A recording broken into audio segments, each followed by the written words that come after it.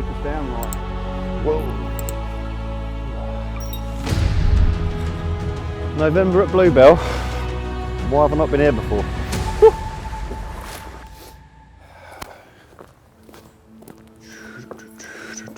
So I'll give you a sticker each. How many fish? Just me, mate. Just myself, yeah. Appreciated. Fingers crossed. Yep, hopefully we're winking a couple out.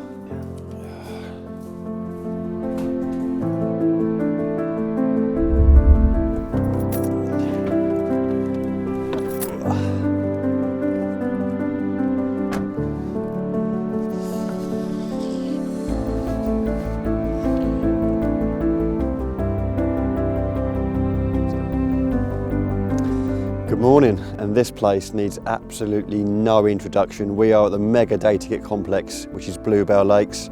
Behind me here is Mallard. This is probably the biggest lake on site, and the stock is fairly incredible. There's a lot of fish in here, which is exactly what we need for this time of the year. I've been speaking to Trevor the bailiff, and he reckons in excess of a good 12 to 1300 carp, and they're not small. There's a lot of big fish in here.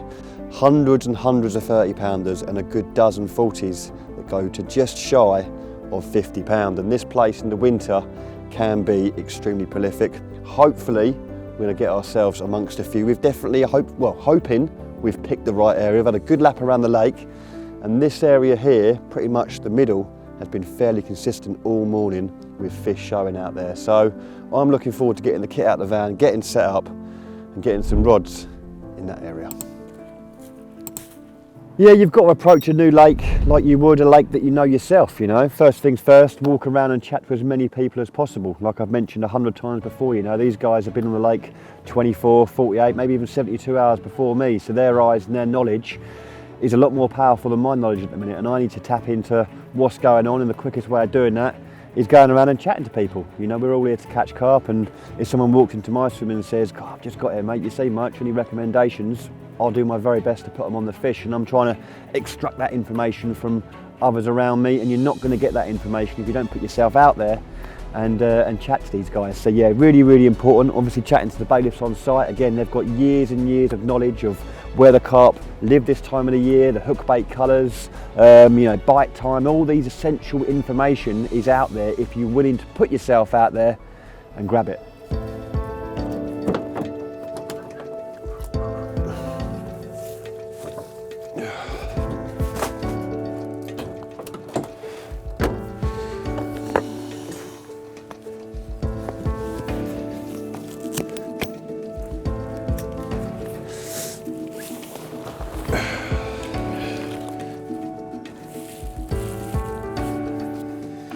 Right, we're all set up and raring to go. Now, I know absolutely nothing about Mallard or any of the lakes here at Bluebell. So I've had a good chat with the man that does, and that is Trevor the bailiff, who is only a few swims down from me.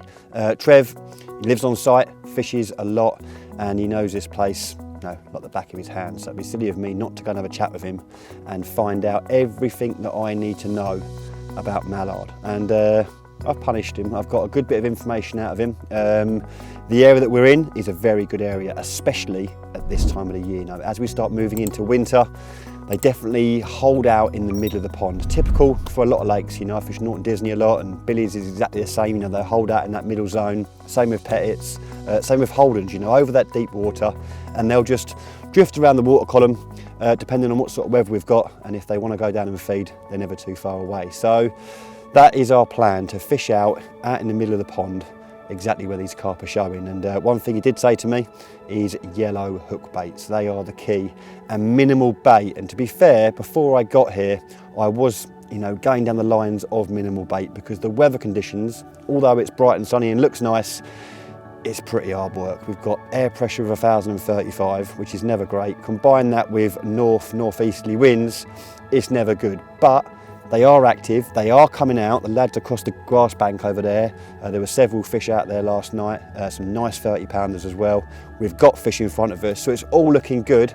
All we've got to do now is get our rigs in position, but like I said, over minimal bait. And this is where the old bait boat is going to come in handy, because, you know, to fish super effectively at 30 wraps over a little bit of bait, say 1 or 2 spoms, it's near on impossible. You know, you're not going to get that sort of confined little baiting spot that I need for these sort of weather conditions at this time of the year. So a bait boat is going to get me fishing not only efficiently, but perfectly accurately. So that is the plan. I don't use it a lot, but when it comes out and when it's in the garage and in the van, it is a handy little bit of kit to have. So I'm going to put one on a little spinner rig with a little yellow pineapple and isotonic pop-up. Over, I'm going to probably stick to hemp, corn and a little bit of essential cell boilie. But on the other two rods, I'm going to try something different. I'm going to try the old solid bags, but with a little bit of hemp, corn and a touch of worm. But we'll play with that depending on what the tench get up to, because I've heard there are a few nice tench in here and they will smash the worm. But at this time of the year when things are tricky, naturals will help you out. So I've got a little bit to do. Need to get a hook on there, a hook bait, get HMS Nod out, get her fired up and get some rigs in position.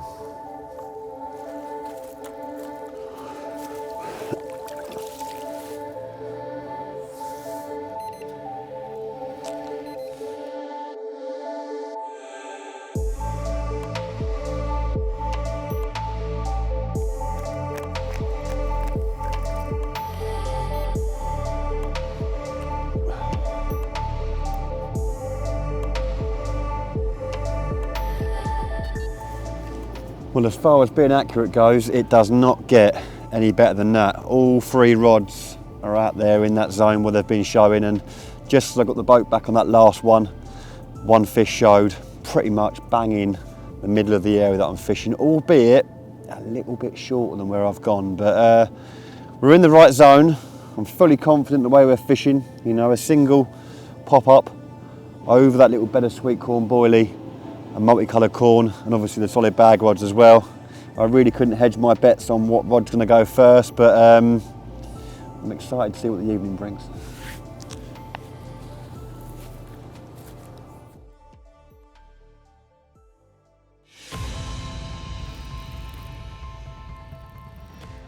Well, I was feeling confident, but I didn't expect one this quick. Since putting the rods out, I've seen nothing, but I knew I was in the right area because they were out there showing all afternoon. And the left-hand rod on that little pineapple, a nice tonic pop-up over the hemp, corn and essential cell, just dropped back out of nowhere. And yeah, hopefully we're going to land our first mallard carp. It's doing its best to, I believe, get underneath my middle and right-hand rod, but hopefully we'll be able to steer it around. Ooh, Trevor the bailiff did say when they get about 70 yards out, they do hit a little bit of weed, and that's exactly what's happened there. So I need to keep this rod high. Just tease this fish through it. The lead should have come off. I had a big old 4-ounce lead on that heli clip, so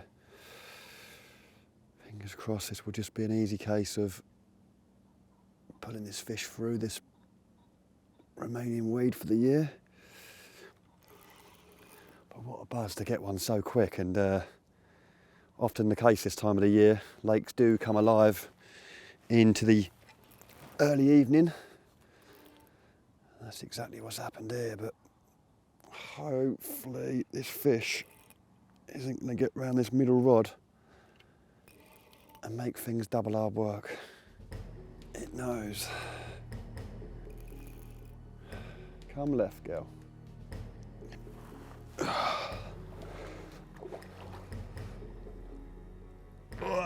We got him, Ash. There's a little weed bed just there, and he got me caught up in it, but we got him.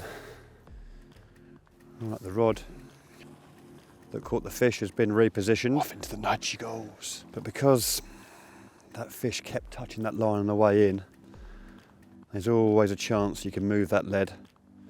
There's always a chance you could bear that hook, especially it being a Kamakura. So I'm redoing the middle rod as we speak, but while I am redoing it, I've also changed it over to the exact same presentation that caught me that lovely mirror that's in the net there. So a little spinner rig, same size 4 crank Kamakura, and that little pineapple and isotonic pop-up. So now we've got 2 rods in the same area on the same presentation. I'll keep that right hand rod and the solid bag over the worm out there for a little bit longer, unless I keep getting constant action on these two middle rods here, or left and middle. But yeah, it's lovely fishing this. I don't do a lot of bait boat fishing. I can see why it appeals to a lot of people. It's a very accurate, very confident way of fishing. You know, getting rods in the dark, absolutely bang on the money with bait round it, is effortless. And yeah, I'm enjoying this. And with so many big uns in here, you just never know where you're sending that bait boat. It could be in a big old 40-pounder's path.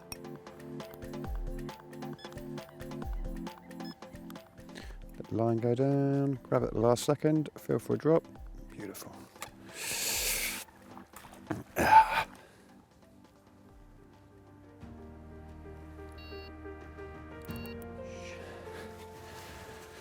Let's have a look.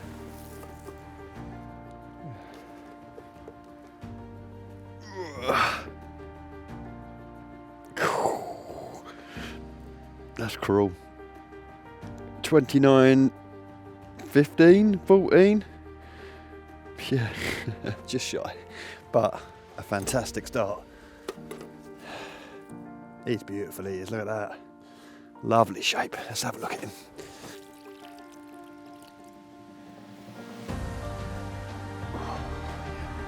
Well, what an awesome way to kick things off. My first ever mallard carp, and an ounce shy of that magical 30-pound mark in November as well. What a treat. Trust me, there are a lot of fish just like this one swimming around in here. So the rods are back out. It is looking prime for it. They're in prime condition. I am one up for this session. What a fantastic start.